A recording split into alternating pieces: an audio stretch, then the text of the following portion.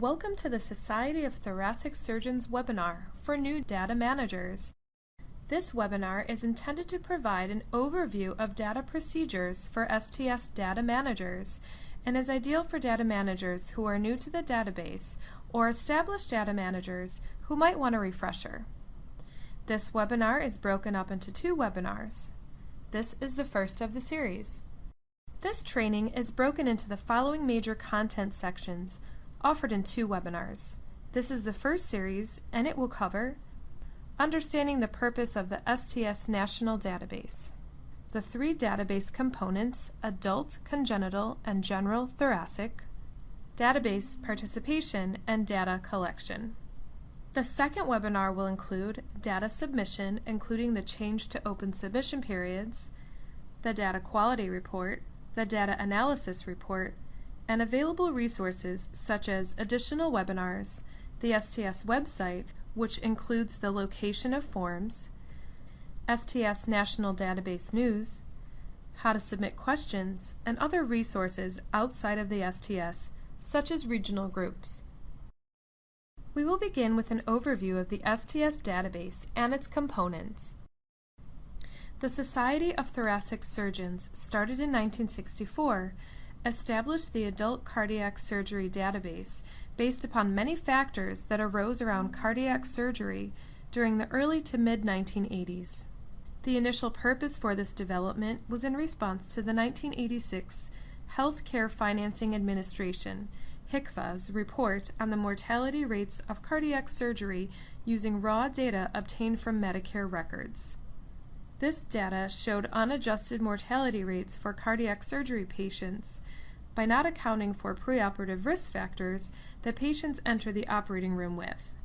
In essence, mortality between very sick and rather healthy patients would appear to hold the same impact and not truly be representative of the circumstances these patients faced prior to surgery and the potential impact these comorbidities played in the post-operative phase. In response to the HCFA's publication, the STS released the following statement. The Society is committed to the principle of providing the public with accurate information regarding the conduct of coronary artery surgery. However, it believes that the data provided by HCFA do not provide this information and should not be used as the sole index of quality of care following coronary artery bypass surgery.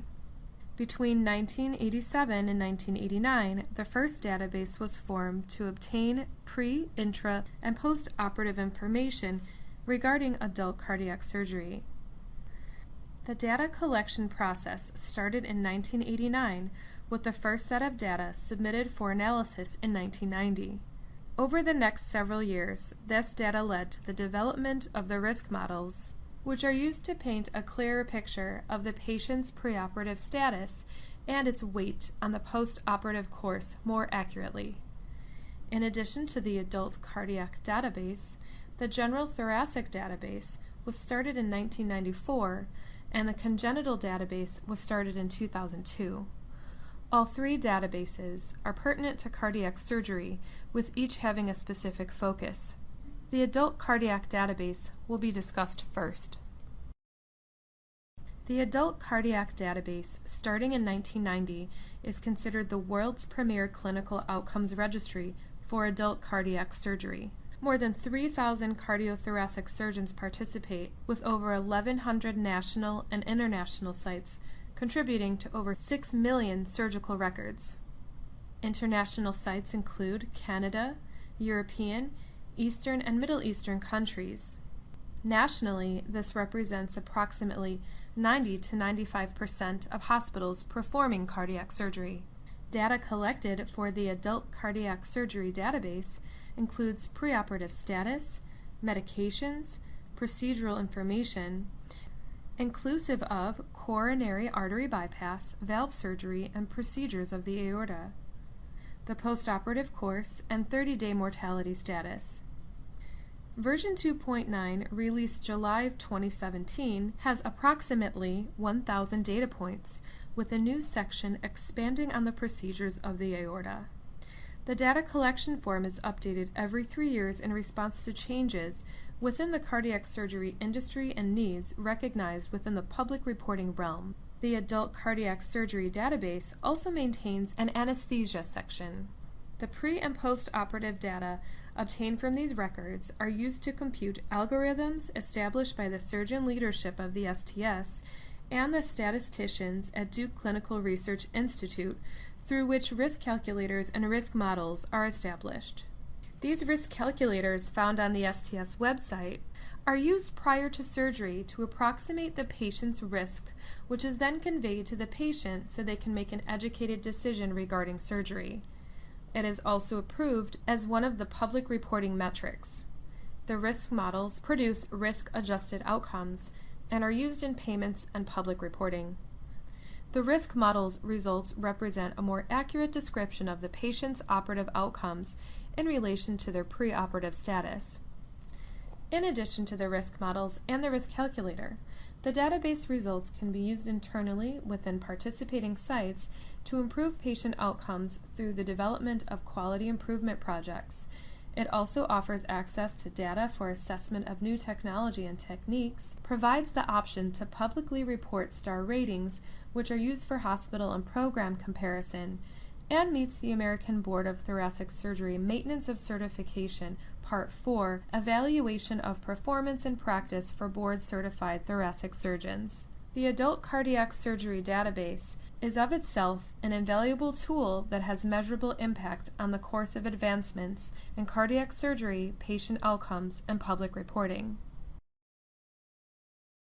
The General Thoracic Surgery Database was developed in 1994 and is the largest and most robust clinical thoracic surgical database in North America. The General Thoracic Surgery Database contains more than 500,000 general thoracic surgery procedure records and has more than 950 participating surgeons. An updated version of the database will begin in 2018.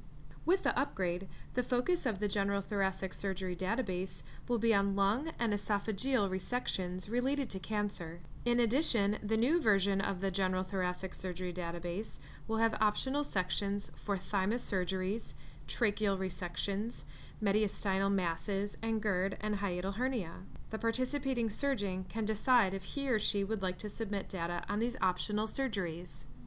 The database collects data on preoperative status, clinical and pathological staging, operative course, post-operative complications, and 30-day status. Similar to the Adult Cardiac Surgery Database, preoperative and post-operative data obtained from these records are used to compute algorithms established by the surgeon leadership of the STS and the statisticians at Duke Clinical Research Institute, by which risk models are established. The risk model results represent a more accurate description of the patient's operative outcomes in relation to their preoperative status. Database results can be used internally within participating sites to improve patient outcomes through the development of quality improvement projects.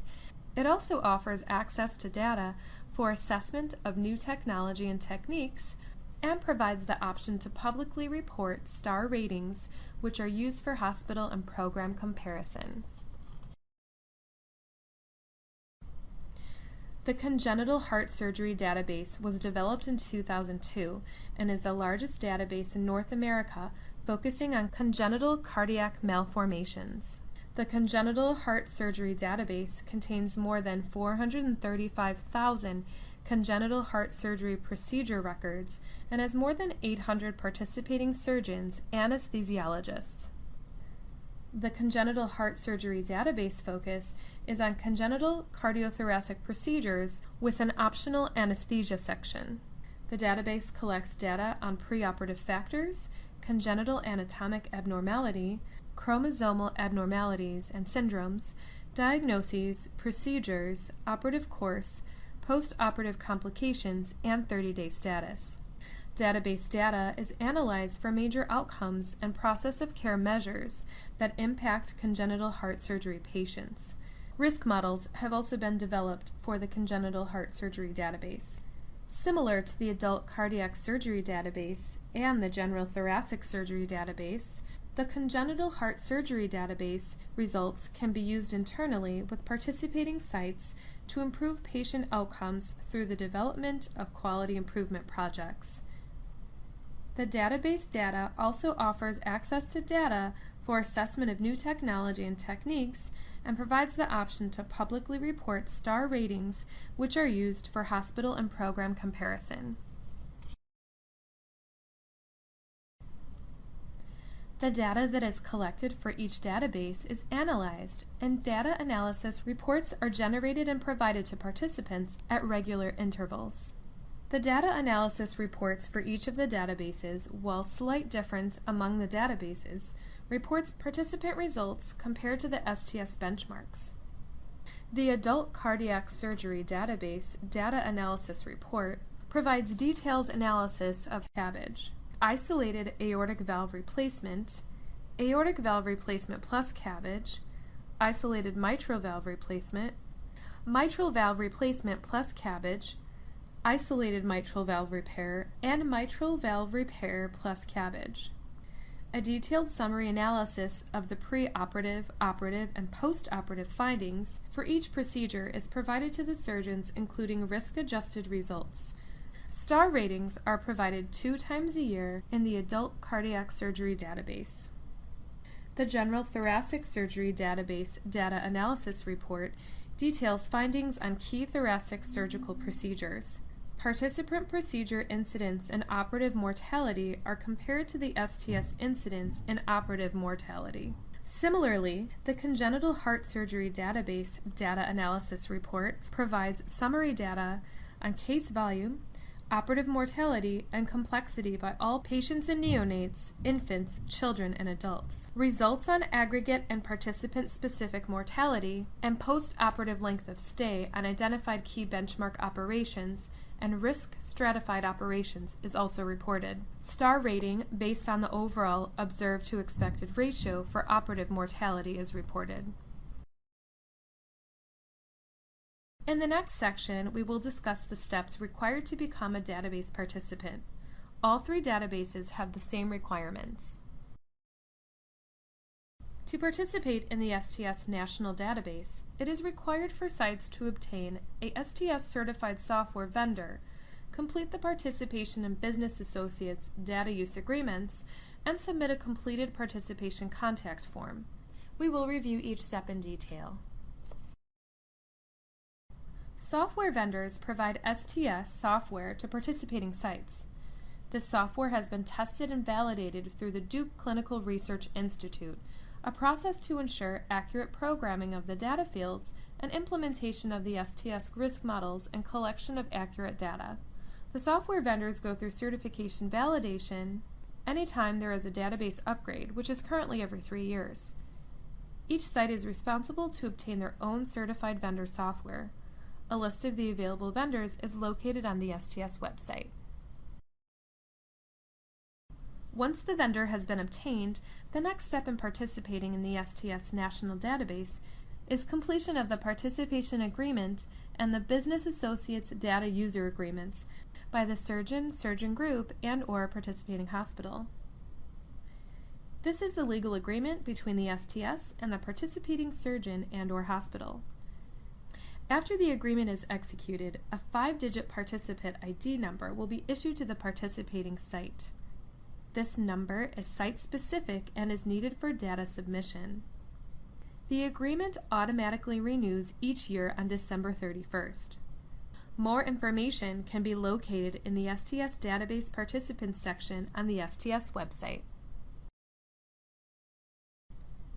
Following the execution of the Participation Agreement and the Business Associates Data Use Agreement, the participant contact form needs to be filled out and submitted. This form is used for new participants as well as current participants who need to update information. Physician, administrative, and vendor information can be added or updated on this form, which is located on the website and submitted electronically. It is important to update this form anytime there is a change at your facility with regards to participating surgeons, administrative staff, or hospital name. We also encourage that data abstractors be listed as either primary or backup data coordinators to ensure that STS database newsletters and other communications get forwarded to those who can benefit from abstraction changes and educational opportunities. All important database communications are sent to persons listed in our participant contact database with specific roles. For this reason, it is vital that all contact information for your site is checked regularly and kept up to date. You can check the current list of contacts at any time by logging into the STS Report module and viewing the Site Contract and Contact Summary Report, which is generated once every 24 hours. Up-to-date information is a must. The Participant Contact Form is the process by which STS and DCRI communicate with you. To update contact information, please obtain a Participant Contact Form from the STS website and follow the instructions for submitting located on the form. The Participant Contact Form can be found on the STS website by clicking on the Database Forms link under the STS National Database section. After your site is set up and ready to go with agreements and participant contact forms for the database, you will develop a relationship with Duke Clinical Research Institute, or DCRI. It houses the STS National Databases. There are approximately 6.1 million adult cardiac, 400,000 congenital, and 450,000 general thoracic records housed at DCRI. Their analytics team reviews the data, works with their statisticians and our surgeon leaders to develop risk models to which the data is produced through, and produces results that are reported back to the submitting facilities as well as publicly, if the submitting site participates in public reporting. Each participating site will have access to a data submission coordinator. Data submission coordinators are DCRI employees who are designated to assist participating sites with the submission of data. Their contact information can be found on the STS website under Contact Information on the STS Database Manager section. Your site may have a few questions regarding the release of patient information to the STS through DCRI. STS and DCRI take patients' privacy seriously, and we strive to protect their privacy. The execution of the Participation Agreement and the Appendix 1, Business Associate Contract and Data Use Agreement, acknowledges that participants, the Society of Thoracic Surgeons, and Duke Clinical Research Institute agree to comply with all statutes and regulations under federal and state laws concerning patient privacy and data security, including but not limited to the privacy regulations communicated under the Health Insurance Portability and Accountability Act of 1996, HIPAA. Please refer to the HIPAA information found in the Database Participants section under the STS National Database link on our website for more information. The role of DCRI will be discussed in more detail later in this presentation. Data manager and participant support is provided by the data submission coordinators at DCRI. They are the main point of contact at DCRI for the data managers. The DSC staff are assigned on a geographic basis, and their responsibilities include general communication, participant contact updates, maintaining data submission schedules and timelines, facilitating data processing, user support for the password-protected website, and referral of questions to the STS or the software vendor as appropriate. The data submission coordinators are Haywood Allen, who works with the Adult Cardiac Database, Carol Elliott, who works with the international members and is backup for the Congenital and General Thoracic databases, and Leon Jones, who works with the Congenital and General Thoracic databases. Their contact information can also be found on the STS website. This map shows the current DSC state assignments. State assignments are subject to change as the data warehouse balances workload. The website will be updated should any change occur. The STS and DCRI provide different services to database participants. The STS headquarters, located in Chicago, handles questions related to variable definitions, requests for informal analyses, as well as questions regarding participation agreements, billing, and payment issues.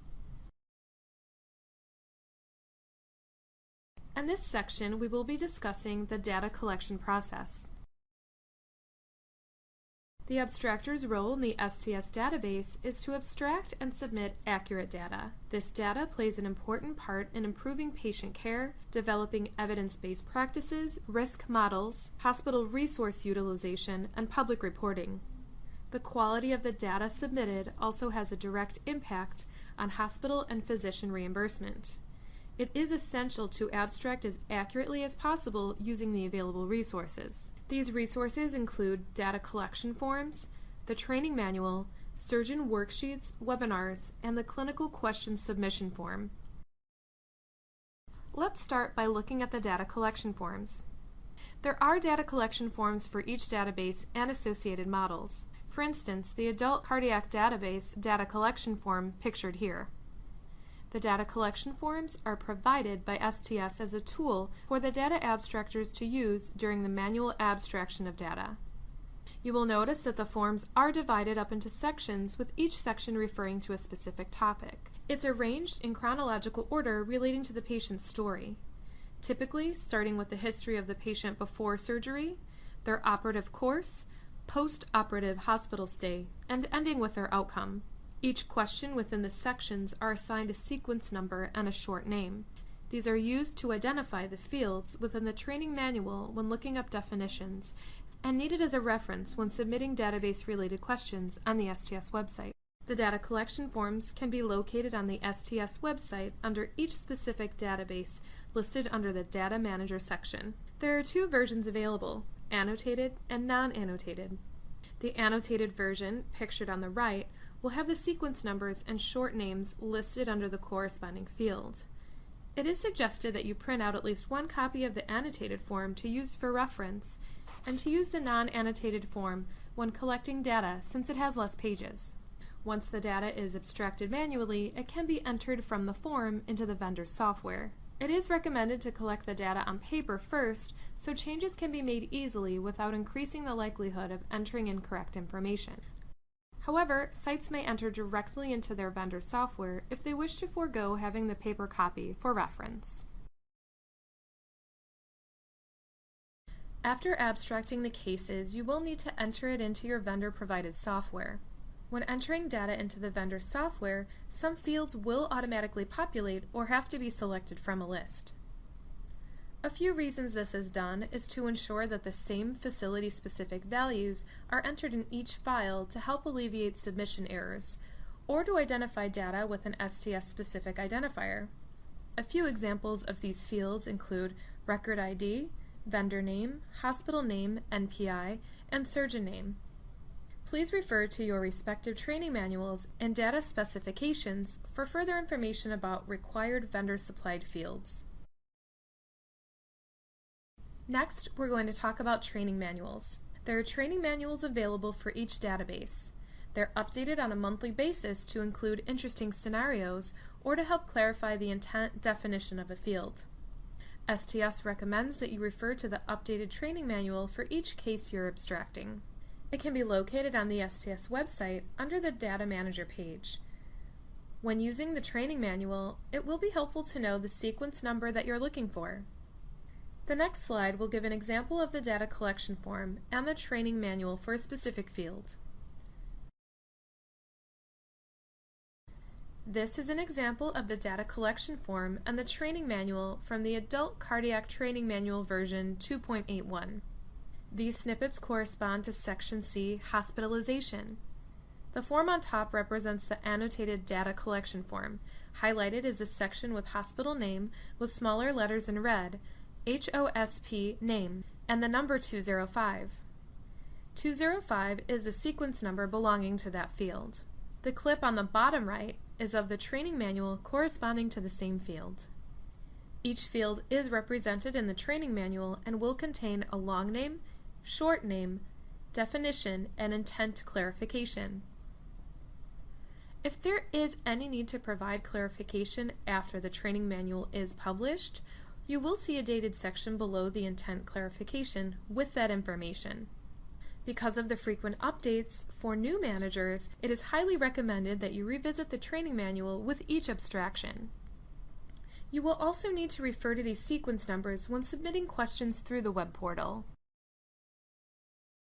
With the idea of collecting accurate data, STS has developed surgeon worksheets for the adult cardiac database. The surgeon worksheets available on the STS website under the Data Manager section are anticipated as a way for the surgeons to provide database-specific intraoperative information. The intent is to aid the abstractor with the operative portion of the data collection form, because they will most likely not be able to obtain this information elsewhere within the chart. The form will take the surgeon approximately 3 to 5 minutes to complete. Surgeon worksheets for general thoracic and congenital are not available. Sites may make their own forms, if needed, by using the Word formats of the data collection forms available on the STS website. When abstracting a case, you may have some questions on certain fields. There is a link located in the left toolbar on the home page of the STS website. This is located under the National Database tab called Clinical Question Requests. Once you click on the link, you'll be directed to the screen on the right. All of the fields are required to enter a clinical question. Surgeon leadership and core group members are often consulted for more difficult questions, so it can take up to 30 days for a response. You will receive an email once the question has been answered. If an interesting or clarifying question is submitted, the answer may be included with the monthly training manual updates. This completes Part 1 of the new Data Manager webinar series. Please be sure to view Part 2 to learn about the data submission process, the data quality report, and additional resources for data managers. Thank you.